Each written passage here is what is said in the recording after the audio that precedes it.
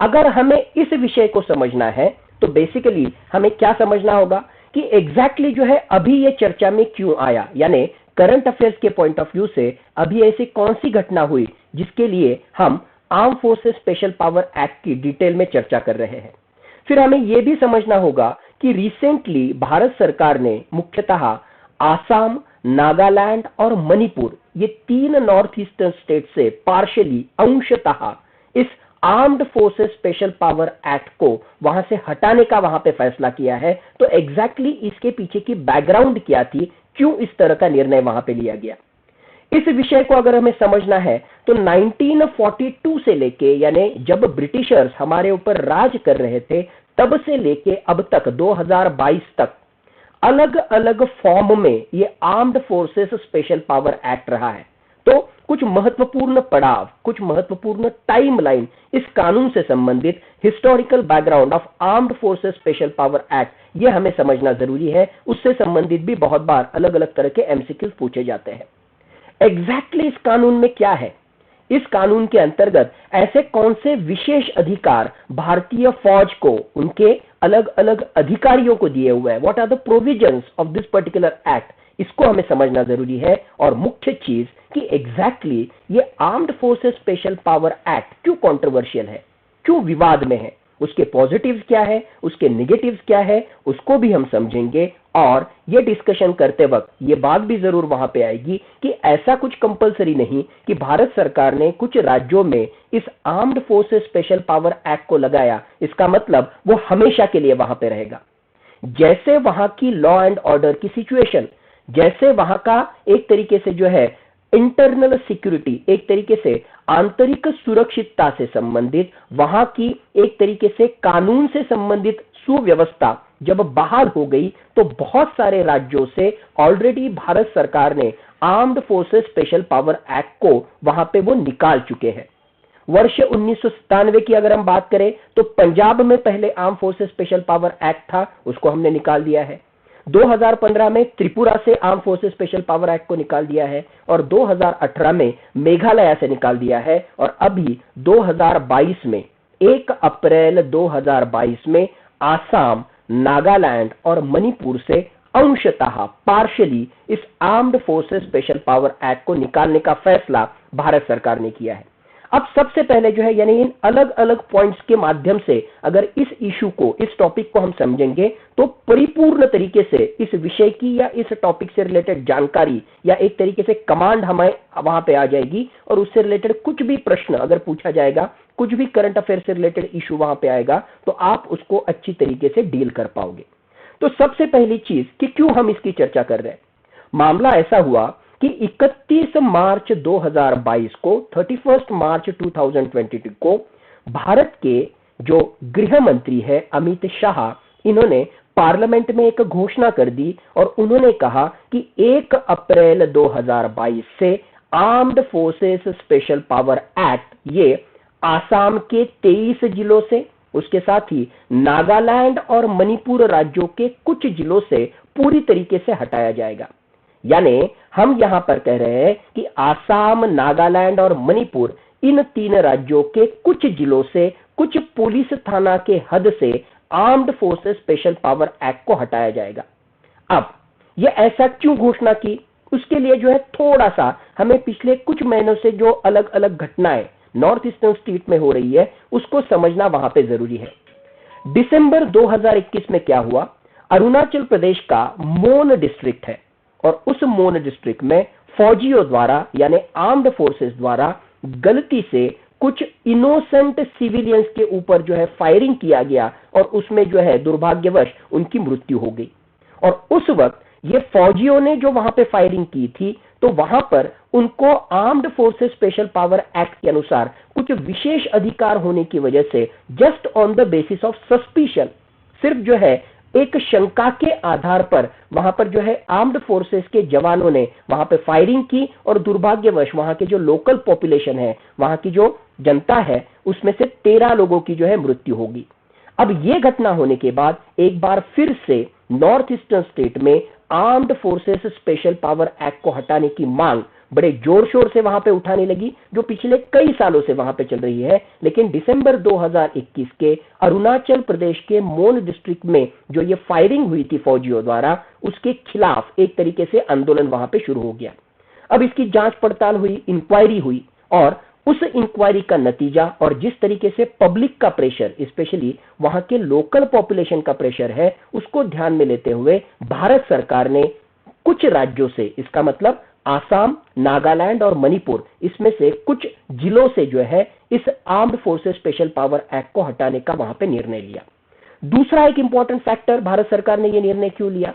भारत सरकार, मुख्यतः नरेंद्र मोदी सरकार, जब 2014 में सत्ता में वो आए, तब उन्होंने घोषणा वहां पे की थी कि पिछले 70 सालों से नॉर्थ ईस्टर्न स्टेट्स, यानी मुख्यतः हमें जैसे पता है कि 7 sister states and 1 brother state, यानी वहां का सिक्किम और बाकी जो 7 राज्य है, पूर्व के जो 7 राज्य है, वहां पर एक तरीके से शांतता प्रस्तापित करने के लिए, एक तरीके से जो है उन राज्यों का विकास करने के लिए हम बेहतर इस तरह के कदम वहां पे उठाएंगे। और उसमें का एक महत्वपूर्ण मुद्दा था, वहां की जनता डिमांड कर रही है कि armed forces special power act के अनुसार जो विशेष अधिकार फौजियों को इन राज्यों में दिए हुए हैं, उन अधिकारों को हटाने की मांग पिछले कई सालों से हो रही है। तो उसको भी मद्देनजर रखते हुए भारत सरकार ने यह निर्णय वहां पे लिया।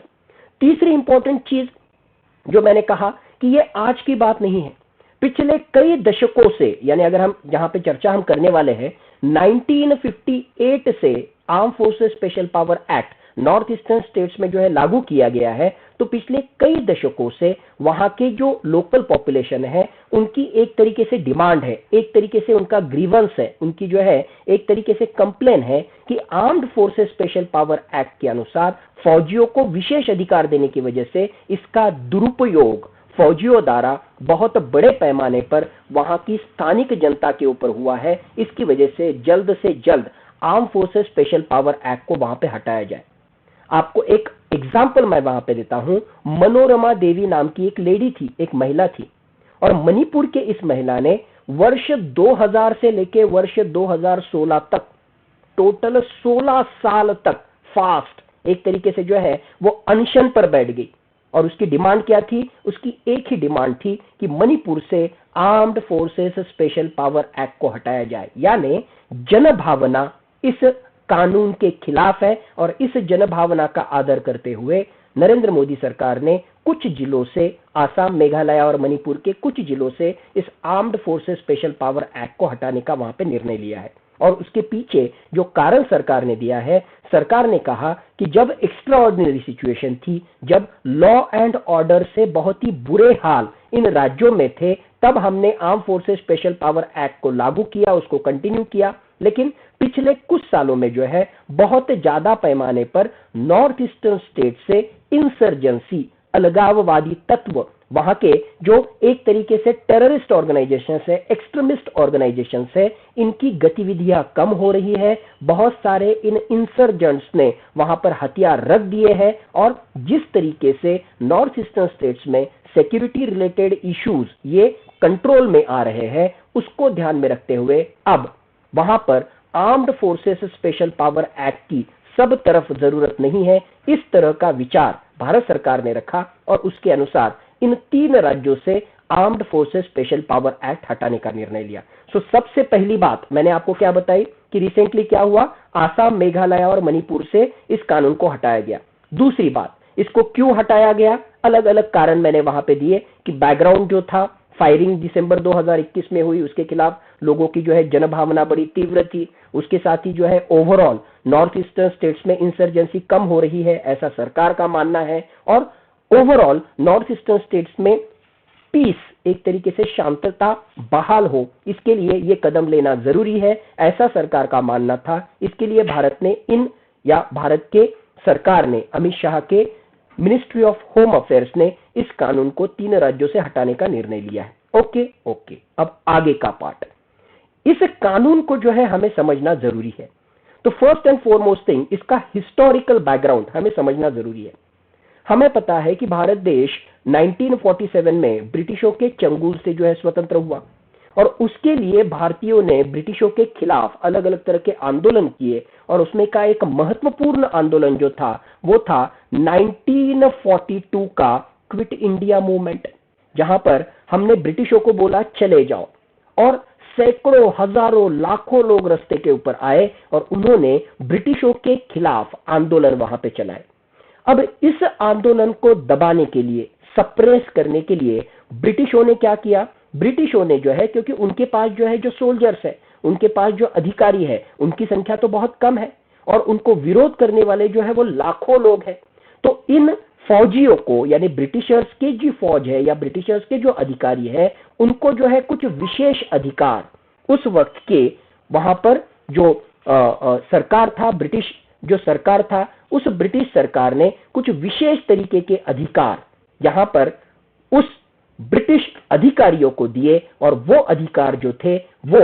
Armed forces special power ordinance के माध्यम से दिए। यानी originally quit India movement, originally जो जनसामान्य है, जो लोग हैं, उनके द्वारा जो आंदोलन हो रहे हैं उसको दबा देने के लिए ब्रिटिशर्स ने सबसे पहले भारत में 1942 में एक तरीके से armed forces special power ordinance, इस तरह का अध्यादेश, इस तरह का कानून लाया और उसके माध्यम से जो फौज है उस वक्त की ब्रिटिशर्स फौज, ब्रिटिशर्स अधिकारी, उनको जो है विशेष अधिकार दिए और उस विशेष अधिकार के अनुसार किसी के भी ऊपर फायरिंग करने के, किसी को भी पकड़कर जेल में डालने के, किसी भी घर में घुसने के अधिकार, विशेष अधिकार फौज को दिए गए थे। एक तरीके से ब्रिटिशर्स को अपना जो एक तरीके से उनकी जो सत्ता है उसको कंसोलिडेट करने के लिए इस तरह का कानून उन्होंने बनाया था। अब 1947 में ब्रिटिशर्स तो वहां पे चले गए, लेकिन 1947 के बाद हमें पता है कि बड़े पैमाने पर दंगे वहां पे होने लगे, हिंदू मुस्लिम दंगे वहां पे होने लगे। नॉर्थ ईस्टर्न स्टेट्स में भी जो है मामला कुछ ठीक नहीं था। तो आंतरिक सुरक्षितता या एक तरीके से हम जिसे कहें लॉ एंड ऑर्डर के प्रॉब्लम को एक तरीके से बरकरार रखने के लिए स्वतंत्र भारत में भी 1947 में इसी तरीके के ऑर्डिनेंस के माध्यम से उस वक्त की जो फौज थी उसको कुछ विशेष अधिकार दिए गए और इसी पूरे ब्रिटिशर्स के टाइम के armed forces special power ordinance के आधार पर अल्टीमेटली भारत में 1948 में, यानी स्वतंत्र भारत में यह कानून सबसे पहले कब अस्तित्व में आया? 1958 में। Armed forces special power act 1958 for Assam and Manipur. मुख्यतः आसाम और मणिपुर में जो एक तरीके से अशांतता थी, एक तरीके से लॉ एंड ऑर्डर का जो प्रॉब्लम था उसको सॉर्ट आउट करने के लिए भारत सरकार ने 1958 में armed forces special power act लगाया और शुरुआत में ये आसाम और मणिपुर में हुआ, लेकिन बाद में नॉर्थ ईस्टर्न स्टेट्स में जो बचे हुए सारे के सारे राज्य हैं उसमें भी ये armed forces special power act के जो अलग अलग नियम हैं, जो अलग अलग अधिकार फौज को दिए हुए हैं, इन सारे राज्यों में वो भी लागू किए गए। सो अगर आपको कोई पूछता है कि ये कानून भारत में सबसे पहली बार, स्वतंत्रोत्तर भारत में सबसे पहली बार कहां पे लागू किया गया, तो नॉर्थ ईस्टर्न स्टेट्स में लागू किया, मुख्यतः आसाम और मणिपुर और बाद में बाकी नॉर्थ ईस्टर्न स्टेट्स में। और ये कब लागू किया गया? 1958 में। Over the period of time Bharat में जहां जहां पर आंतरिक सुरक्षितता से संबंधित मामला था, वहां के पुलिस द्वारा उसको कंट्रोल नहीं किया जा रहा था, उन जगह पर कुछ समय के लिए भारत सरकार ने ये armed forces special power act लागू किया। हमें पता है कि एक समय था जब पंजाब में एक तरीके से आतंकवाद अपनी चरम सीमा पर था। वहां के पुलिस द्वारा, वहां के सिक्योरिटी एजेंसीज द्वारा पंजाब में के आतंकवाद को कंट्रोल करना मुश्किल हो गया था और वहां पर फिर मिलिट्री को लाया गया, मार्शल रूल लगाया गया और इस मिलिट्री रूल के अंतर्गत अगर वहां पे कंट्रोल करना है तो कुछ विशेष अधिकार मिलिट्री को, कुछ विशेष अधिकार फौज को देना जरूरी था। इसके ही पॉइंट ऑफ व्यू से arm forces special power act Punjab में भी लागू किया गया था 1983 में और यह कानून लागू करने की वजह से पंजाब में जो है फौज ने अच्छी तरीके से वहां पे काम किया और वहां पे जो एक तरीके से टेररिस्ट ऑर्गेनाइजेशन का एक तरीके से डोमिनेंस था उसको पूरी तरीके से तोड़ने में भारतीय फौज सफल हो गई और अल्टीमेटली पंजाब जो है वो फिर से शांतता की बहाली वहां पर जो है हासिल हो गई। तो जब पंजाब जो है शांत हो गया, जब पंजाब में जो है टेररिज्म खत्म हो गया, तब ऑटोमेटिकली भारत सरकार ने 1997 में पंजाब राज्य से इस armed forces special power act को निकाल दिया। यहां पे ध्यान देने लायक बात है कि एक बार arm forces special power act लगाया यानी जो है वो कई दशकों तक, कई शतकों तक रहेगा, ऐसा मामला नहीं है। पंजाब का एग्जांपल ले लो, 1983 में लगाया, 14 सालों के बाद में जो है उसको निकाल दिया, राइट। अब जैसे पंजाब में ये प्रॉब्लम हमने जो है आफ्स्पा के माध्यम से सॉल्व किया, वैसे ही 1990 के दशक में हमें पता है कि जम्मू और कश्मीर में भी इंटरनल सिक्योरिटी से रिलेटेड, उसके साथ ही पाकिस्तान ने जो अलग अलग तरह के टेररिस्ट भेजने का काम शुरू किया, उसके माध्यम से लॉ एंड ऑर्डर का प्रॉब्लम अगेन बहुत बड़े पैमाने पर वहां पे क्रिएट हुआ था। और उसको सॉल्व करने के लिए armed forces special power act ये जम्मू कश्मीर में भी लगाया गया और उसके लिए एक अलग कानून बनाया गया जिसे हम कहते हैं armed forces special power act for Jammu and Kashmir in year 1990। यानी मोटा मोटी तौर पर हमें समझना है तो आज भारत में जो है armed forces special power act मुख्यतः दो तरह के राज्यों में है। एक जम्मू एंड कश्मीर में है और इसका स्रोत क्या है, 1990 में जो arm forces special power act for Jammu and Kashmir बनाया था, उसके अनुसार आज भी जम्मू एंड कश्मीर में arm forces special power act लागू है। और दूसरा arm forces special power act for north eastern states जो मुख्यतः 1958 में लागू किया था। तो हमारी जो चर्चा हो रही है वो मुख्यतः arm forces special power act for north eastern states जो 1958 में जो कानून लागू किया था, उस कानून में अब जो है कुछ बदलाव किए गए हैं और उस कानून के अंतर्गत अब आसाम, मणिपुर और नागालैंड इन तीन राज्यों से आर्म्ड फोर्सेस स्पेशल पावर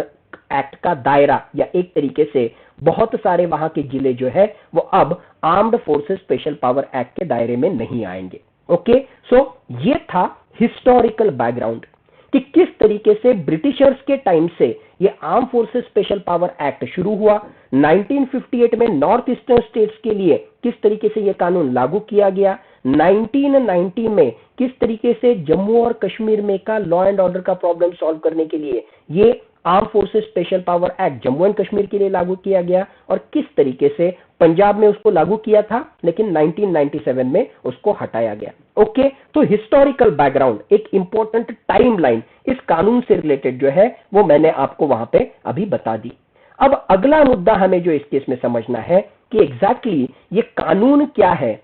ये भी तो हमें वहां पे समझना जरूरी है। टाइमलाइन तो हमें पता चल गई, बट एग्जैक्टली इस कानून में क्या है, एग्जैक्टली जो है ये कानून क्या है। जैसे नाम वहां पे बताता है, it is armed forces special power act. कुछ विशेष अधिकार दिए हुए हैं, किसको, आर्म्ड फोर्सेस को, फौजियों को।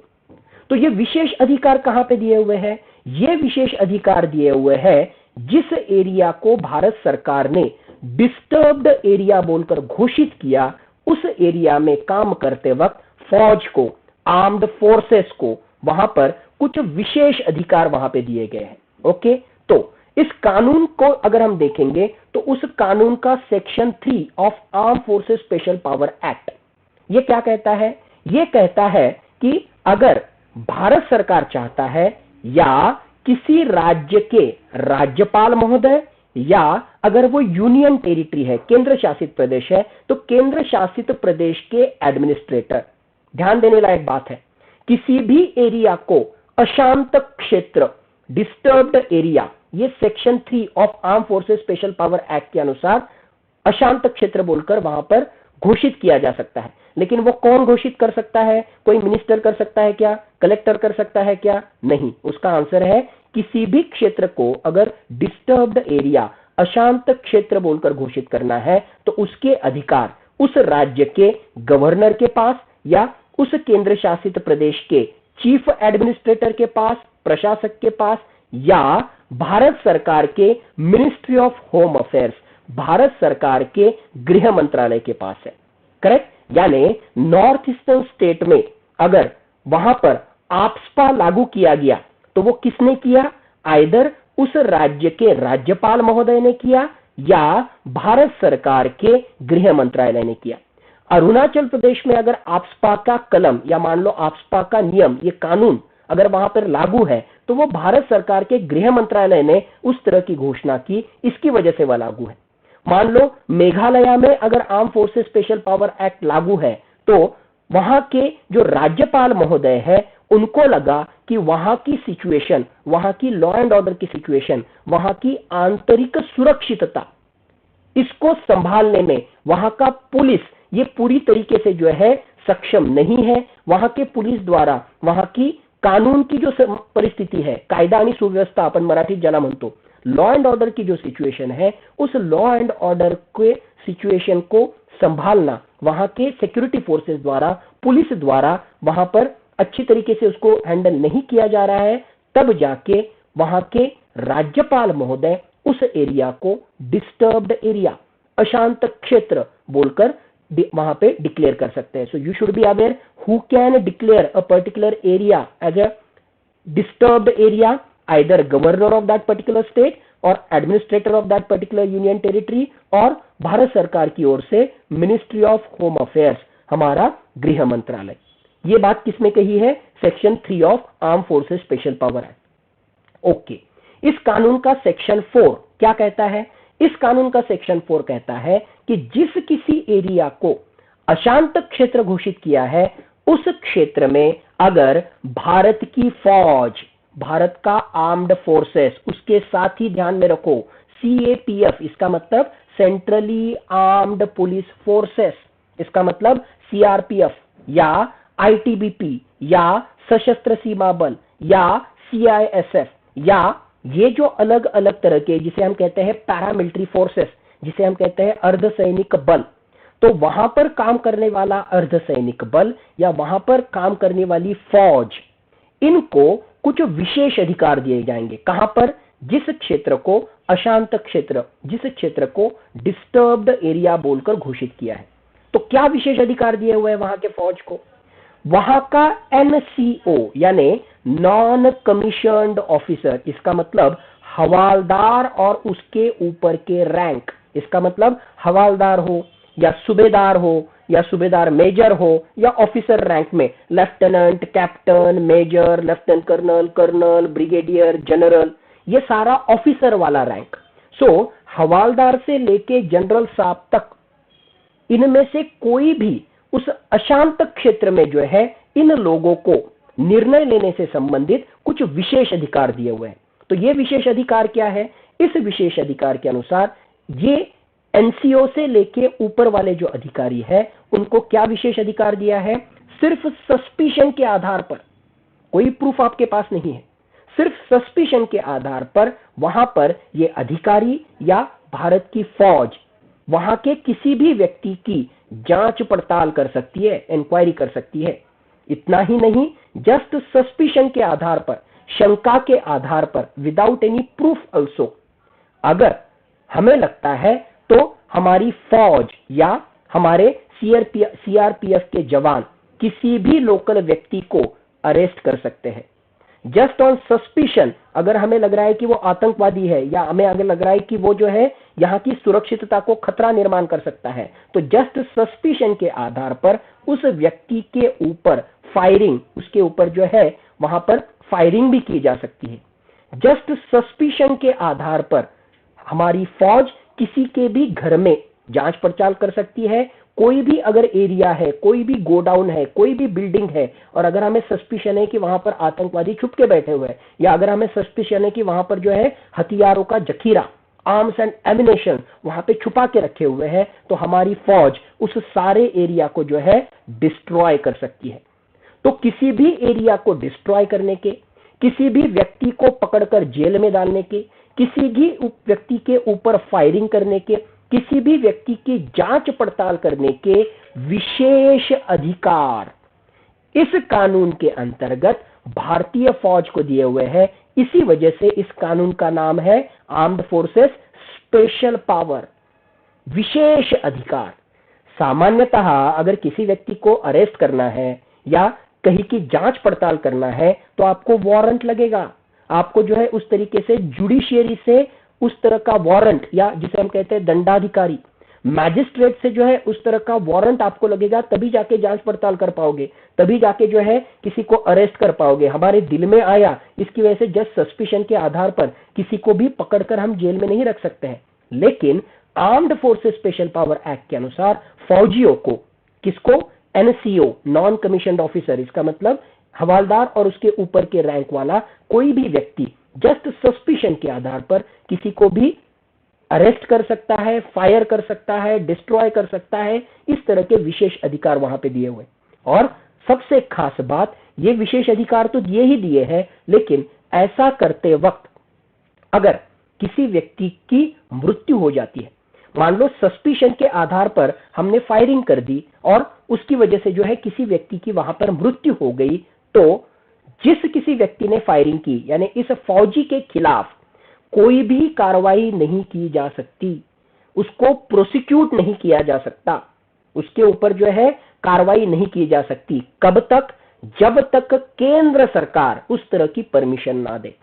तो मोटा मोटी तौर पर अब तक इस तरह का मामला रहा है कि केंद्र सरकार arm forces special power act के अनुसार अगर फौजियों ने कुछ कार्रवाई की और मान लो उसमें दुर्भाग्यवश किसी की मृत्यु हो गई, कुछ गलत चीज वहां पे हो गई, तो जिसने किसी ने फायरिंग की उसके खिलाफ जो है कार्रवाई करने की परमिशन, सैंक्शन केंद्र सरकार नहीं देता है। यानी मोटा मोटी तौर पर अगर ये कानून आप देखोगे तो इस कानून के अंतर्गत फौजियों को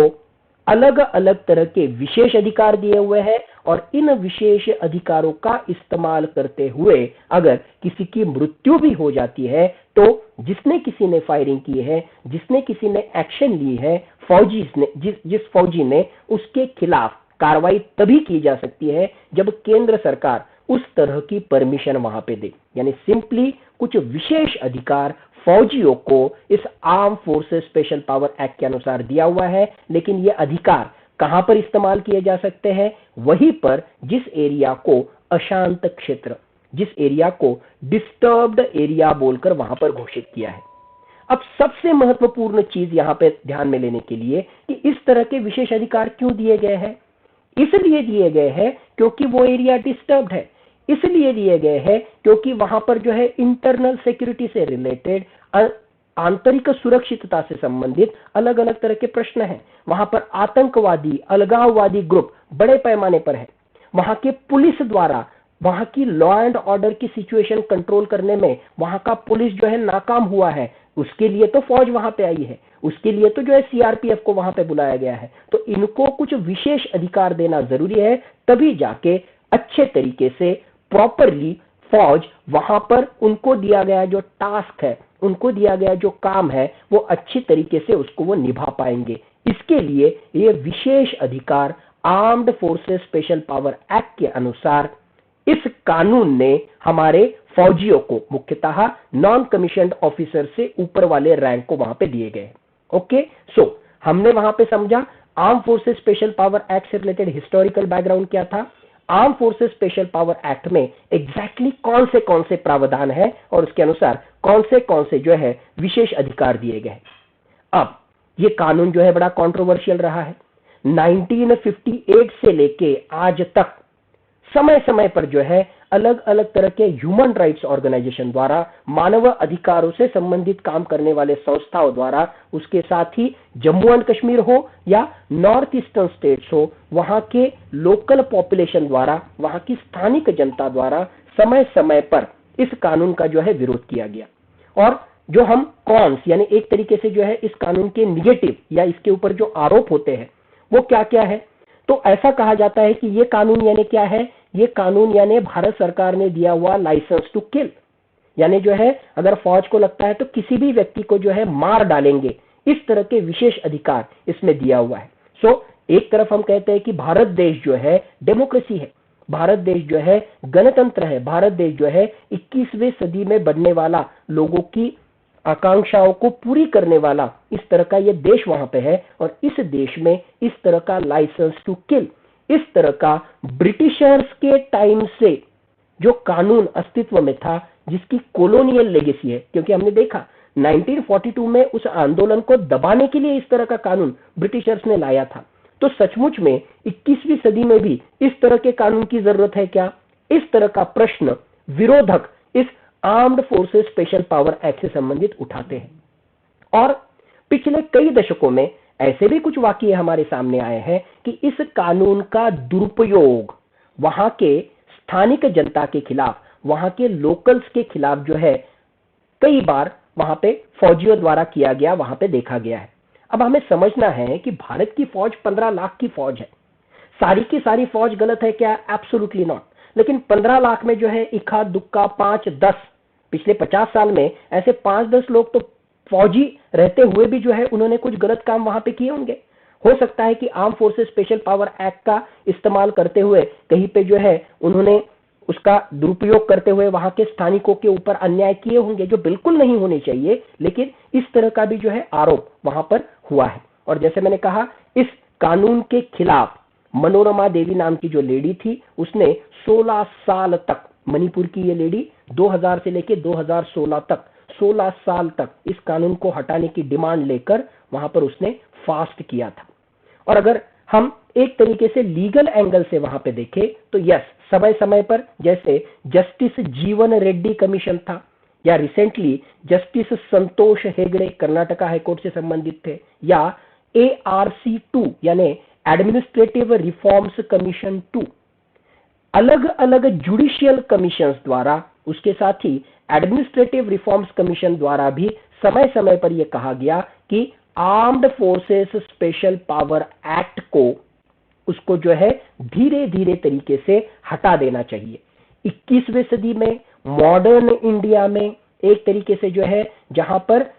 जनतंत्र है, जहां पर डेमोक्रेसी है, वहां पर इस तरह के जो है कानून की जरूरत नहीं है। इस तरह का विचार समय समय पर अलग अलग जुडिशियल कमीशन द्वारा भी रखा गया है। सो हमने जो है विरोधकों का क्या कहना है वो हमने देखा। विरोधकों के अनुसार इस कानून का दुरुपयोग करते हुए सामान्य जनता के ह्यूमन राइट्स के ऊपर, उनके जो है एक तरीके से मानवीय अधिकारों का जो है उल्लंघन वहां पे किया गया है। ये कानून यानी एक तरीके से ड्रैकोनियन लॉ है, एक तरीके से लाइसेंस टू किल है, एक तरीके से ब्रिटिशर्स के टाइम का कानून जो है आज भी उसको इंप्लीमेंट वहां पे किया जा रहा है। और सामान्य लोगों में, वहां के जो है स्थानिक लोग जो है, उनमें इस कानून के खिलाफ बड़ा एक तरह का आक्रोश है। ये इसके निगेटिव पॉइंट हमने देखे। पॉजिटिव पॉइंट क्या है? पॉजिटिव पॉइंट ये है कि ये जो कानून है ये कोई परमानेंट नहीं है। ये कानून किसी एरिया को जब अशांत क्षेत्र घोषित किया जाता है, आइदर वहां के गवर्नर द्वारा या हमारे केंद्र सरकार के मिनिस्ट्री ऑफ होम अफेयर्स द्वारा, तो 6 महीनों तक ये जो है ये कानून वहां पे लागू रहता है। अगर जरूरत पड़ती है तो फिर से अगले 6 महीने तक वो एक्सटेंड होता है, अगर जरूरत पड़ती है तो और 6 महीने के लिए एक्सटेंड होता है। तो ऐसा नहीं है कि ये कानून नॉर्थ ईस्टर्न स्टेट्स में लगा दिया या ये कानून जम्मू एंड कश्मीर में लगा दिया, यानी जो है ये सालों साल ऐसे ही वहां पे चलता रहेगा। अगर जरूरत पड़ती है तो इस कानून को जो है हटाया भी जा सकता है, और हटाया गया है। जैसे हमें पता है पंजाब में मैंने जैसे बताया 14 साल तक वहां पे रहा, लेकिन 1997 में जो है इस कानून को पूरी तरीके से हटा दिया। इवन नॉर्थ ईस्टर्न स्टेट्स में के भी, त्रिपुरा में जो है लॉ एंड ऑर्डर की सिचुएशन सुधर गई तो 2015 में जो है त्रिपुरा से भी इस कानून को हटाया गया। मेघालय में सिचुएशन सुधर गई तो जो है नॉर्थ ईस्टर्न स्टेट होते हुए भी मेघालय में 2018 से जो है ये arm forces special power act लागू नहीं है। और अभी 2022 में हमने वहां पे देखा कि आसाम के कुछ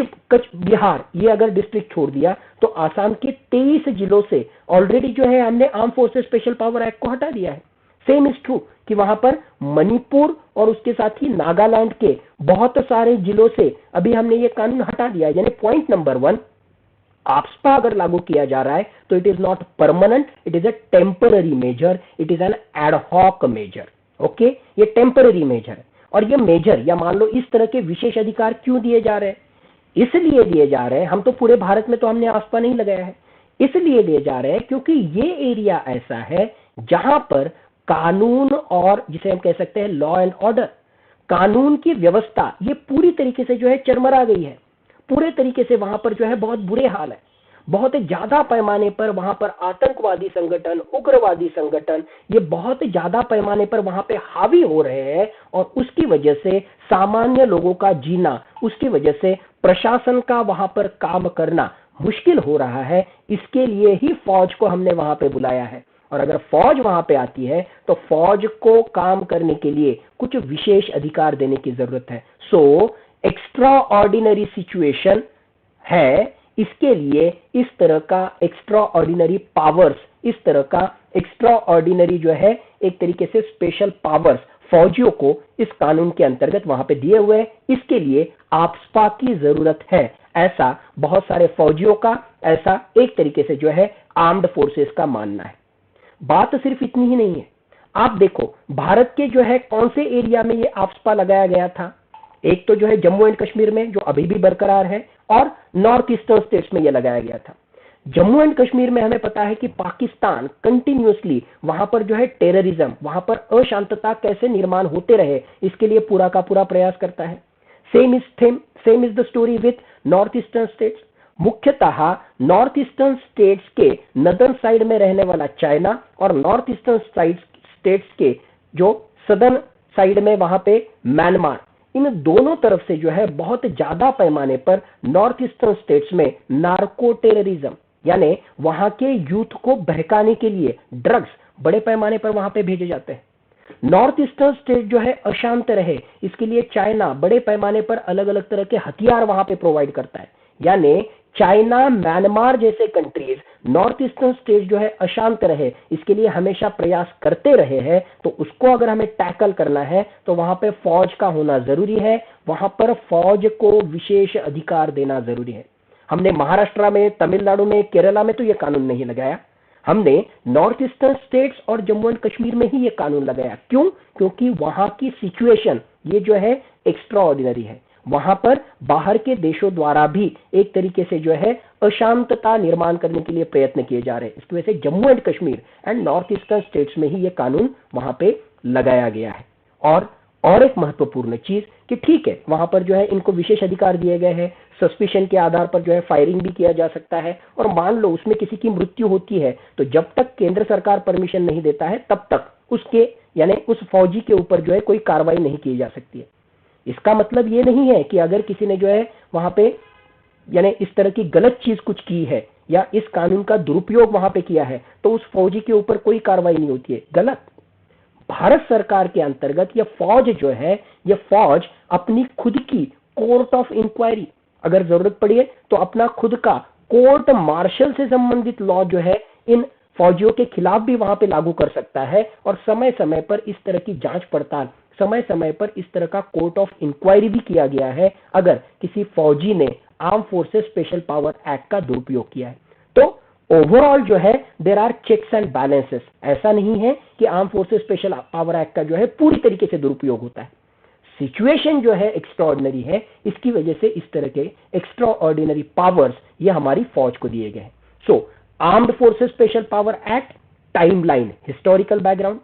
arm forces special power act exactly क्या उसमें जो है अलग अलग तरह के अधिकार दिए गए हैं। Arm forces special power act, उससे संबंधित प्रोज एंड कॉन्स, उसके एडवांटेजेस और डिसएडवांटेजेस या अलग अलग उससे संबंधित जो वाद विवाद है उसको भी हमने वहां पे समझने की कोशिश की है। Okay, so this is about arm forces special power act in detail. और ये चर्चा हमने इसलिए ध्यान में ली क्योंकि जैसे हमने देखा 1 अप्रैल 2022 से आसाम, मणिपुर और नागालैंड, इन 3 राज्यों से अंशतः पार्शली